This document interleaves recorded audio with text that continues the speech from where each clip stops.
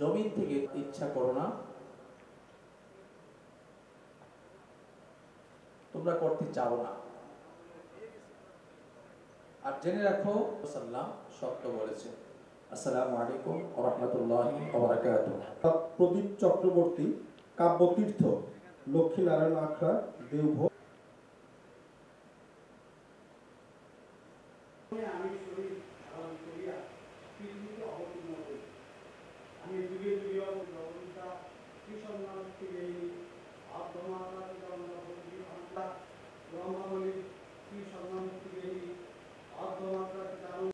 নগরবাসীর মানসম্মত নাগরিক সেবা প্রদানের লক্ষ্যে বাস্তবতা নিরিখে আয়ের সঙ্গে সংগতি রেখে 2025-26 অর্থ বছরের বাজেট প্রণয়ন করা হয়েছে।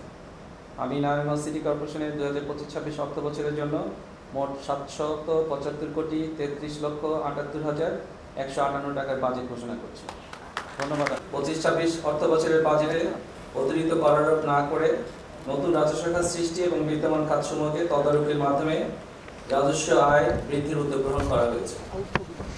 এক্ষেত্রে অপ্রয়োজনীয় ব্যয় সংকোচন করে অবকাঠামো উন্নয়ন, পানি সরবরাহ ব্যবস্থার উন্নয়ন, বর্জ্য ব্যবস্থাপনা, প্রাথমিক স্বাস্থ্যসেবা, শিক্ষা ও সংস্কৃতির প্রসার, ক্রীড়া উন্নয়ন, জলাবদ্ধতা নিরসন, ডেঙ্গু নিয়ন্ত্রণ, পরিবেশ দূষণ নিয়ন্ত্রণ, যানজট নিরসন, সড়ক বাতির উন্নয়ন এবং তথ্য প্রযুক্তি নির্ভর নাগরিক সুবিধাদি ও সেবার মান উন্নয়নকে সর্বোচ্চ গুরুত্ব দিয়ে বাজেট প্রণয়ন করা হয়েছে।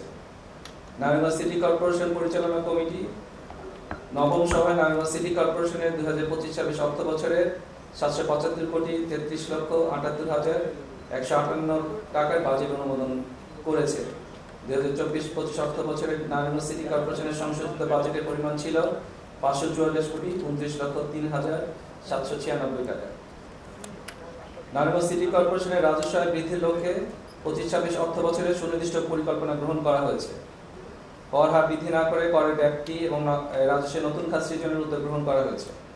সহজ, আধুনিক ও প্রযুক্তি নির্ভর রাজস্ব ব্যবস্থা গড়ে তুলতে ই-ট্রেড লাইসেন্স, ই-সনদ সফটওয়্যার, ই-পানির বিল সফটওয়্যার এর মাধ্যমে আধুনিকায়ন অব্যাহত আছে।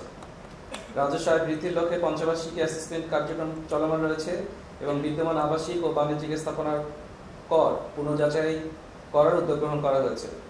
সময়মতো হোল্ডিং ট্যাক্স আদায় এবং আদায় বৃদ্ধির লক্ষ্যে অগ্রিম কর প্রদানের ক্ষেত্রে বিশেষ সুবিধা দিয়ে রিবেট প্রদান করা হচ্ছে। আর্থিক বছরের মধ্যে পৌরকর পরিষদের জন্য গণবিজ্ঞপ্তি প্রদান, তাগিদপত্র প্রেরণ ও কর মেলার আয়োজন করা হয়েছে। এতে নাগরিকগণ উদ্বুদ্ধ হয়ে পৌরকর পরিশোধ করেছেন।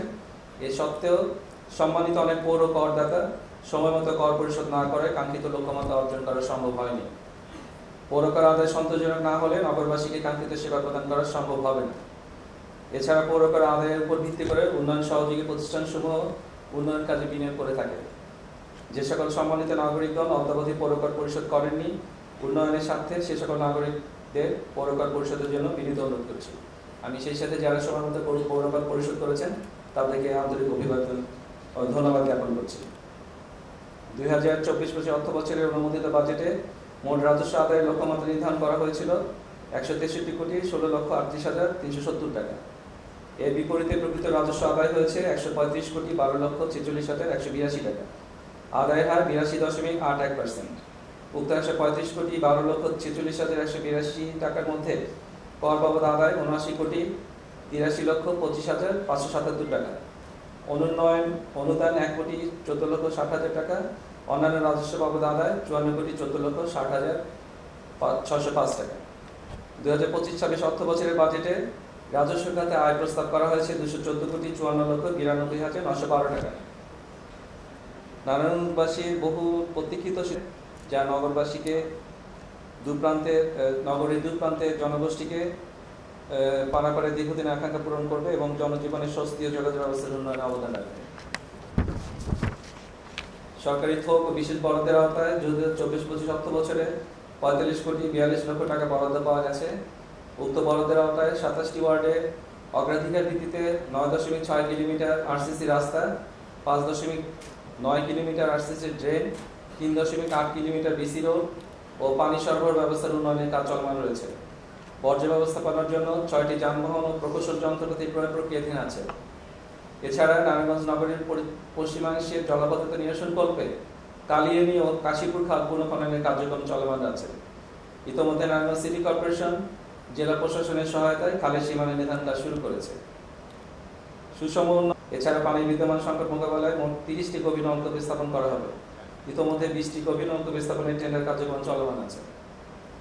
উক্ত প্রকল্পের আওতায় এই অর্থ বছরের বিবি রোডের উভয় পাশে নগরীর পানি নিষ্কাশন ও জলাবদ্ধতার স্থায়ী নিরসনের জন্য 7.2 কিলোমিটার দৈর্ঘ্যের ড্রেন নির্মাণ কাজ চলমান আছে।